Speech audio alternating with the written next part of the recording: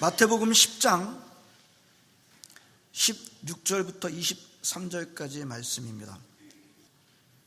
보라, 내가 너희를 보냄이 양을 이리 가운데로 보냄과 같도다. 그러므로 너희는 뱀같이 지혜롭고 비둘기같이 순결하라.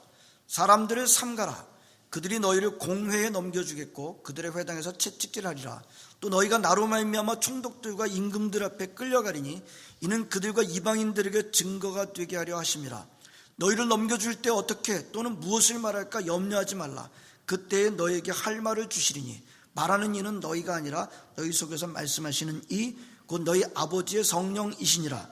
장차 형제가 형제를, 아버지가 자식을 죽는 데 내주며 자식들이 부모를 대적하여 죽게 하리라. 또 너희가 내 이름으로 말미암아 모든 사람에게 미움을 받을 것이나 끝까지 견디는 자는 구원을 얻으리라. 이 동네에서 너희를 박해하거든 저 동네로 피하라. 내가 진실로 너희에게 이르노니 이스라엘의 모든 동네를 다 다니지 못하여서 인자가 오리라. 아멘. 다음 주일에도 오늘 본문을 본문으로 삼겠습니다. 같은 본문으로 두 번 좀 다르게 2부작 설교가 되겠습니다. 세상이 점점 복잡해져 가고 있습니다. 사람들이 더 편리하자고 만든 기계, 시스템, 제도들이 점점점 복잡해져 가고 있습니다. 옵션들이 많아졌어요. 옵션 그러면은 선택의 자유를 주는 것입니다만 자유를 주는 것 같지 않아요. 남보다 좀 더 좋은 선택을 해보겠다고 더 신경을 쓰고 골치가 더 아파집니다. 예를 들면 비행기표를 살 때 옛날에는 어떻게 했나요? 그저 전화로, 그리고 여행사 가서 어디 가고 싶습니다. 예, 있습니다. 돈 주고 사고 비행기표를 받았습니다. 그걸로 끝이었어요. 요즘은 좀 많이 달라진 것 같아요. 다른 나라를 여행할 때나 호주 국내를 여행을 할 때 어떻게 합니까? 사람들이 가게 잘 안 가요. 인터넷에 매달려서 시간을 들여가지고 뭐가 싼가 많아졌어요. 뭐가 싼가. 그리고 그 비행기표에 붙어있는 조건이 얼마나 복잡해졌는지 모릅니다. 가방 무게와 가방 개수와 또 좌석 위치에 따라서 또 돈을 지불하는 방법에 따라서 다 가격이 달라져요. 인터넷으로 비행기표를 사게 되면 어차피 이제 크레딧 카드로 지불해야 되는데 크레딧 카드로 지불하면 크레딧 카드로 지불했다고 또 돈을 받아요. 저는 좀 이해가 좀 안 갑니다. 아무튼 옛날보다 뭐 여러 가지로 선택이 좀 복잡해졌어요. 익숙한 분은 좋을지 모르겠습니다만 저만 같아도 참 복잡하게 느껴집니다. 한 가지 예지만 많은 우리에게 자유를 주겠다라고 하는 옵션들이 오히려 피곤하게 만듭니다. 사실 이민자들, 호주에 사시는 이민자들 가운데는 호주에서 받을 수 있는 서비스들에 대해서 다 이해하지 못하는 경우가 얼마든지 있습니다. 남들이 좋다고 하면 그냥 따라가는 경우가 참 많이 있죠. 손해를 본다? 할 수 없는 일일 때가 많습니다. 요즘 다 스마트폰을 사용하시고 계십니다. 얼마나 그 기능을 쓰시고 계시나요? 저는 기술을 공부한 사람인데도 그래도 새로운 기능을 굳이 사용하고 싶은 마음이 별로 없습니다. 텔레비전 리모컨도 웬 버튼이 그렇게 많은지요. 사용하는 것은 몇 개 안 돼요. 간단한 게 좋아요. 사람들은 너무 복잡해져 가고 있는 세상에 뒤처져 있습니다. 그러면서도 또 어마어마하게 잘 적응하고 있습니다. 적응하지 않을 수가 없습니다. 요즘 장모님, 저희 집사람 어머니도 스마트폰을 결국 이제 가지시게 되셨어요. 그래서 요즘 보이스톡을 우리 집사람과 종종 하시고 계십니다. 배우셨어요. 85세신데 쉽지 않으신 나이에 그래서 장모님이 신식이시라서 잘 배우셔서 결국은 하시고 계십니다. 자, 아무튼 이 세상을 복잡하다고 욕을 하면서도 우리는 서서히 이 복잡한 세상에서 생존해 나가는 것에 적응해 나가고 있습니다. 이제 무서운 적응력이죠. 자, 세상이 복잡할 뿐만 아니라 정말 강한 사람만이 살아남는 곳으로 점점 바뀌어가고 있습니다. 연세 드신 분들도 느끼시고 젊은이들도 느끼고 있고, 와, 이 세상이 점점 무서운 경쟁 사회가 되고 있다. 사람끼리 경쟁하면 그래도 할만해요. 요즘은 누구하고 경쟁해야 되죠? 기계하고 경쟁해야 되는 그런 시대에 살고 있습니다. 그야말로 세상은 사람과 기계가 정말 무한 경제하고는 정글이 되어가고 있습니다. 자, 오늘 본문은 예수님께서 12명의 제자를 택하시고 전도하라고 사람들을 세상에 파송하시면서 하시는 말씀입니다. 사실 오늘 본문은 앞에 부분하고 연결되어 있습니다. 전도할 때 우리 제자들을 세상에 보내면서 전도할 때 어떻게 하라고 하시는지 구체적으로 오늘 본문 앞부분에서 말씀해 주시고 계십니다. 참 이제 전도 매뉴얼이다라고 할 정도로 굉장히 자세해요. 메시지는 이제 초간단 메시지입니다. 아주 간단한 메시지. 하늘나라가 가까이 왔다. 천국이 갔다. 메시지는 그 메시지. 방법은 귀신을 쫓아내고 병든 자를 고치고 죽은 자를 살려주고라. 자, 이거는 제자들이 갖고 있지 않은 능력입니다. 예수님께서 주신 능력이니까 뭐라 그래요? 거저받았으니 거저하거라 라고 말씀하십니다. 그리고 다닐 때 짐을 많이 갖고 다니지 말아라. 먹을 것, 입을 것 여러 개 갖고 다니지 말고 간단하게 하고 다녀라. 그리고 필요한 것은 사람들로부터 공급을 받아라. 일꾼이 일하고 자기 먹을 것 받는 것은 사람들로부터 공급받는 것은 당연하다. 그렇게 말씀하시고요. 그리고 그 집이 영접하면 그 집에 들어가서 머물거라. 떠나기 전까지 머물거라. 그리고 그 집을 축복하거라. 그러면 그 집에 축복이 임할 것이다. 그 집이 그 축복을 받기 합당하지 않으면 그 축복이 축복한 그 너희들한테로 돌아오게 될 것이다. 너희들을 영접하지 않는다고 해서 그 집을 저주할 필요는 없다. 다만 그 집을 떠날 때 발에 먼지를 떨어버리고 나와라. 그러면 심판의 날에 소돔과 고모라보다 그 가정이 더 혹독한 심판을 겪게 될 것이다. 우리 전도의 매뉴얼을 아주 기가 막히게 자세하게 말씀해 주시고 난 다음에 오늘 뭐라고 오늘 본문 16절에 시작하고 있는지 보시겠습니다. 보라, 내가 너희를 보냄이 양을 이리 가운데로 보냄과 같도다. 그러므로 너희는 뱀같이 지혜롭고 비둘기같이 순결하라. 자, 오늘 설교는 바로 이 16절 말씀에 집중하려고 합니다. 예수님께서 12명의 제자들을 세상에 보내시면서 주시는 말씀입니다만, 이 말씀은 바로 이 세상을 살고 있는 저와 여러분들을 세상에 보내시면서 세상에 살게 하시면서 주시는 하나님의 말씀이기도 한 것입니다. 다시 한번 우리 읽어볼까요? 보라, 내가 너희를 보냄이 양을 이리 가운데로 보냄과 같도다. 그러므로 너희는 뱀같이 지혜롭고 비둘기같이 순결하라. 일이라는 말은 그리 많이 쓰지는 않습니다. 젊은이들한테는 그저 성경에는 울프, 늑대라고 되어 있습니다. 자, 맞죠? 맞아요. 세상은 이리들이 득식을 거리는 곳입니다. 늑대들이 득식을 거리는 곳입니다. 하나님의 자녀들은 이 늑대들이, 이리들이 득식을 거리는 곳에 들어가는 양만큼 자기 방어 능력이 없는 동물이 없다 그러죠. 그럼 양 같다. 맞죠? 이렇게 말하면 세상 사람들이 좀 기분 나빠하죠. 아니, 자기네들은 양이고 우리는 늑대라고? 말도 안 돼. 사람들이 그렇게 생각하겠죠? 그 정도까지 생각하면 괜찮지만 안티 기독교인들은 뭐라고 생각할까요? 반대가 아니야? 우리가 예수 믿는 사람들이 늑대고 우리가 양인 거 아니야? 라고 하는 그런 사람도 있습니다. 자, 더 이상 논하지 않겠습니다. 하지만 오늘 예수님께서 이렇게 분명하게 말씀하시고 계십니다. 보라, 내가 너희를 보냄이 양을 이리 가운데로 보냄과 같도다. 우리는 예수님의 이 말씀이 맞다고 믿습니다. 자, 그렇다면 이리들 속에서 사는 양들인 우리는 어떻게 살아야 할까요? 이리들 속에서 들어가서 사는 양들인 우리 어떻게 살아야 될까요?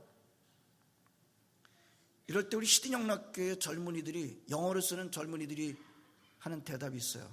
짧게. 잘.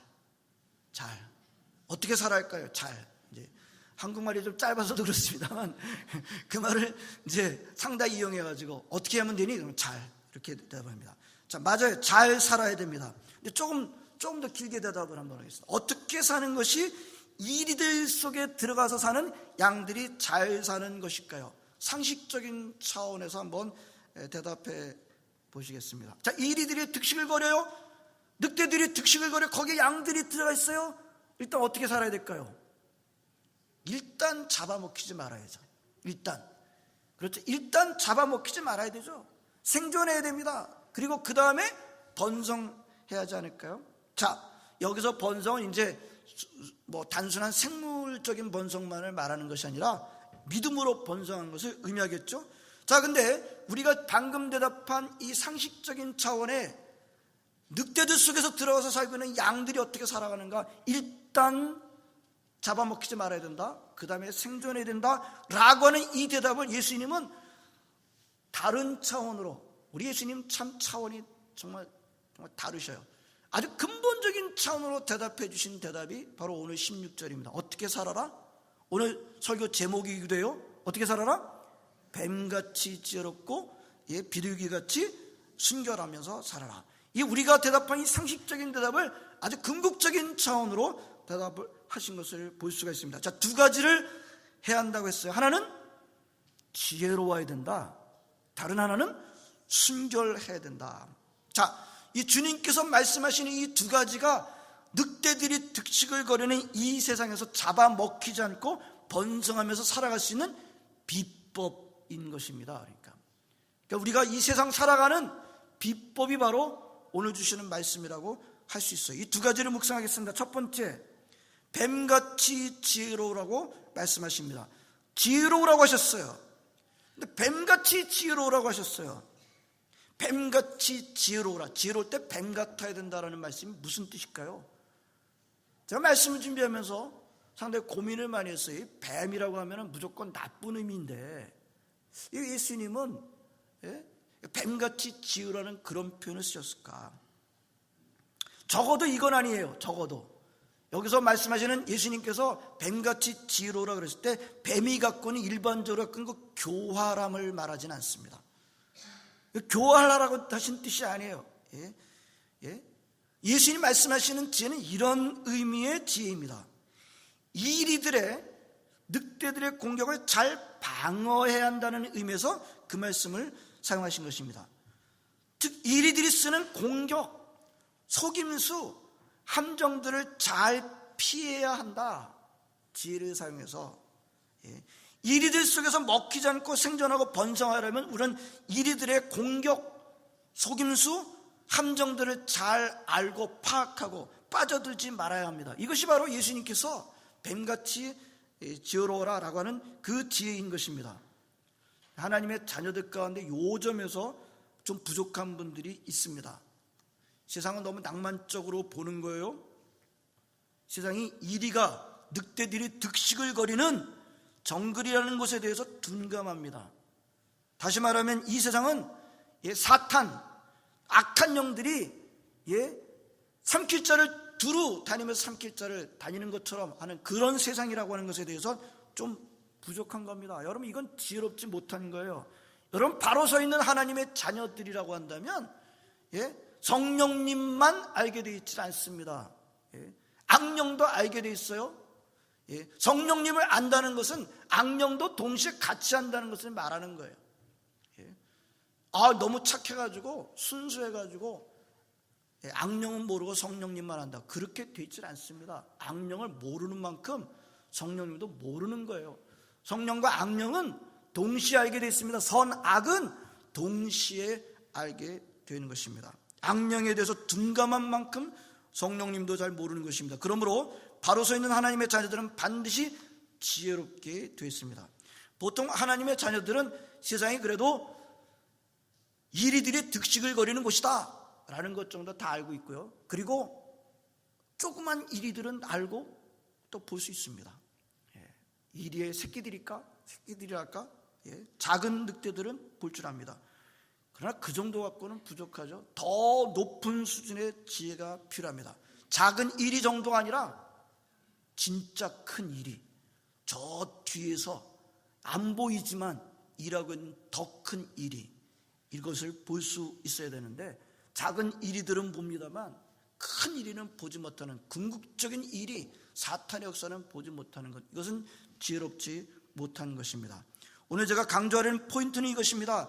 뱀처럼 지혜로우라는 의미는 그 궁극적인 일인 사탄이죠. 사탄의 공격, 깊은 속임수, 그러니까 또 파악할 수 있는 지혜를 가지라는 것으로 저는 이해를 합니다. 그러니까 사탄의 그 공격, 일이 속임수, 함정을 파악하는 데 있어서 아주 철저하게 현명해라.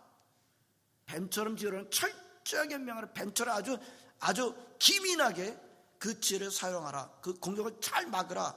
이것이 뱀처럼 지혜로라는 말씀인 것입니다. 우리 성도 여러분, 뱀처럼 지혜로우시기를 바랍니다. 두 번째, 비둘기같이 순결하라고 말씀하십니다. 순결하다는 말을 영어로는 거의 innocent라는 말을 썼습니다만 한 두 군데 정도가 harmless, 악의가 없는 이라는 뜻으로 번역을 했습니다.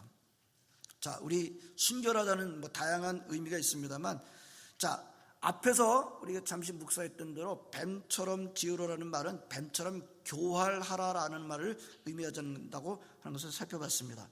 여러분, 우리 하나님의 자녀들인 우리들이, 양들이 이 사탄의 공격과 속임수, 함정들을 막고 피하고자 할 때 지혜를 쓰고 지혜를 주장합니다. 그러다가 순결함을 놓칠 때가 있어요. 예? 균형을 놓치는 거죠. 지나쳐서 세상 사람들과 다르지 않게 교활하거나 악의적인 것으로 가고 말 때가 없지 않아 있습니다. 그런 지혜는 순전하지 않은 것이 되고 악의적인 것이 되고 맙니다. 이것은 주님께서 기뻐하시는 지혜가 아닙니다. 여러분, 세상적인 지혜와 하나님께서 기뻐하시는 지혜는 다르죠. 가끔가다 세상적인 지혜를 가지고 하나님께서 주신 지혜로 혼동하시고 계시는 분이 계십니다. 여러분, 성경이 작은 것을 가지고 지혜라고 말하지 않아요. 교활한 것을 가지고 지혜라고 말하지 않아요. 주님이 말씀하시는 지혜는 반드시 순결함이 있는 것입니다. 이 지혜와 순결, 이 균형을 참 이루기가 쉽지 않습니다. 중요한 것은 이 둘은 아주 밀접하게 연결되어 있다고 하는 것입니다. 이 둘이 동시에 필요합니다. 반드시 같이 가야 합니다. 질문 한번 해보겠습니다. 하나님의 자녀들인 여러분들한테는 이 둘 중에 어느 게 더 어려우신가요? 예? 이 둘 중에 어느 게 더 어려우세요? 지혜롭기가 어려우세요? 순결하기가 어려우세요? 제가 볼 때는 순결하기가 더 어렵지 않은가. 요즘 교회들과 우리 성도들을 보면서 저는 순결함이 문제다라는 생각이 점점 더 크게 들어가고 있습니다. 숫자와 크기, 프로그램, 성경 공부, 말씀 묵상, 신학은 얼마나 발전했는지 모릅니다. 많이 알게 됐습니다. 그 이전과 비교해보면 어마어마하게 발전한 점이 있어요. 그런데 더 순결해졌는가? 더 순전해졌는가? 그 대답은 자신이 없어요. 그렇죠?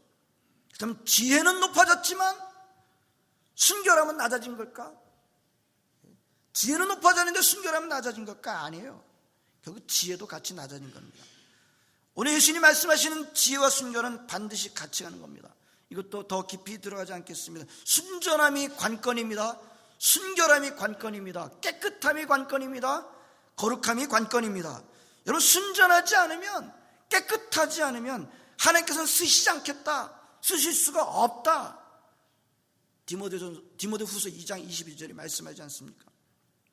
순전하지 않은 것만큼 하나님으로부터 멀리 있는 것은 없어요. 하나님은 순전하지 않은 사람을 멀리 하십니다. 하나님은 순전한 사람을 가까이 하십니다. 겨자씨안할 만한 믿음이 있어도 산을 옮길 것이다. 산더러 명하여 바다에 들어가려면 그런 일이 일어나게 될 것이다. 예? 겨자씨안할 만한 믿음이라고 말씀하셨습니다. 큰 믿음은 덩치가 큰 믿음을 말하지 않습니다. 순수한 믿음을 말합니다. 순전하지 않은 믿음은 아무리 커도 능력이 없습니다. 허당입니다. 예? 크기는 커 보이지만 순전하지 않으면 능력이 없어요. 예? 사람 보기에는 좋아 보일지 모르겠어요. 그것도 세상 사람들이 보기에, 영적인 사람들이 보기에 덩치가 큰 믿음 의미가 없습니다. 허당입니다. 사람들은 어디에 늘 관심이 있어요? 크게 보이려는 데 관심이 있어요. 오늘 우리에게 주시는 말씀이 뭐예요? 순결하거라 말씀하시고 계십니다. 앞서 묵상했듯이 순전함이 관건입니다. 특별히 점점 현대로 오면 올수록 현대의 교회들에게, 현대의 교인들에게 그 어떤 것보다도 순결함이 관건입니다. 지혜도 중요해요. 그러나 그 지혜는 반드시 순결한 것이어야 합니다. 그럼 지혜가 순결함을 놓치고 혼자 가게 되면 반드시 세상에서 길을 잃고 교활함에 빠지게 되어 있는 것입니다. 우리 시드니영락교회 성도 여러분, 여러분들은 순전하다, 순결하다 이 문제에 대해서 우리 사람들로부터 손가락질 받지 않으시기를 바랍니다. 저도 부족한 점이 많습니다. 저를 손가락질하는 사람이 왜 없겠어요? 하지만 노력을 합니다. 적어도 목사가 그 순전함이 있어서 손가락질 받는 것은 하나님의 영광을 가리지라는 생각을 늘 하고 있습니다. 영어로 인테그리티라는 말이 있지 않습니까? 우리 시드니영락교회 성도 여러분들 뿐만 아니라 모든 하나님의 자녀분들은 우리 사람들로부터 저 사람은 참 인테그리티의 사람이다 라고 하는 칭찬을 들으실 수 있기를 바랍니다. 요즘 우리가 한국 사회에 대해서 기도 많이 하고 염려도 많이 하고 있습니다. 한국 사회, 우리 대한민국, 한국에서 일어나고 있는 문제의 원인이 뭘까요? 다양하게 대답할 수 있죠. 근데 문제를 일으키고 있는 중심 인물들의 문제가 뭐예요? 능력이 모자라서요? 능력이 모자라지 않죠. 대한민국에서 내로라 하시는 분들이잖아요. 둘째가라면 서러워하시는 분들이잖아요. 크기가 부족한가요? 그렇지 않잖아요. 뭐가 문제예요? 순결함의 문제죠. 순결함의 문제입니다. 우리 사회뿐만 아니라 교회 모든 문제가 뭐냐면 순결함의 문제예요. 하는 거는 옛날보다 얼마나 더 잘하는지 몰라요. 모든 거 다 잘해요. 얼마나 발전했는지 몰라요. 뭐가 문제예요? 순결함의 문제입니다. 자, 그러면은 우리 한국에서 문제를 일으키시는 분들, 그러면 그분들은 지혜는 있는 겁니까? 순결하지 않다. 그러면 지혜는 있는 겁니까? 그렇게 생각하시는 분 계세요? 그분들은 순결하지는 않지만 지혜는 있는 분이었어. 그런 생각은 순결하지 않은 판단이시죠? 지혜와 순결은 같이 가는 겁니다. 순결하지 않기 때문에 지혜가 없는 것입니다. 우리 하나님께서 어떤 사람을 쓰신다고요? 순결한 사람을 쓰신다. 디모데후서 2장 21절 말씀입니다. 아무리 금그릇 은그릇 있어도 깨끗하지 않으면 쓰시지 않겠다라고 말씀하지 않습니까? 오늘 시대, 점점 시대가 가면 갈수록 하나님께서 깨끗한 사람, 순결한 사람을 찾고 계십니다. 성도 여러분, 오늘 예수님께서 저 여러분들에게 이 세상 살아가는 비법, 그 늑대들이 득식을 거리는, 이 이리들이 득식을 거리는 곳에 살고 있는 양인 우리들에게 세상에서 살아갈 수 있는 비법, 안 잡아먹히고 번성할 수 있는 비법, 근본적으로 두 가지를 주신 거예요. 뱀처럼 지혜로워라, 비둘기처럼 순결하라. 뱀같이 지혜로우라 할 때는 그 사탄의 이리의 그 속임수를 잘 알고 막고 살아라 라고 하는 그런 뜻이라고 했습니다. 비둘기같이 순결하라, 악의가 없고 순전하고 깨끗하라는 그런 뜻이라고 했습니다. 이 오늘 예수님의 교훈을 뒤집지 마십시다. 가끔가다 뒤집는 일이 있어요.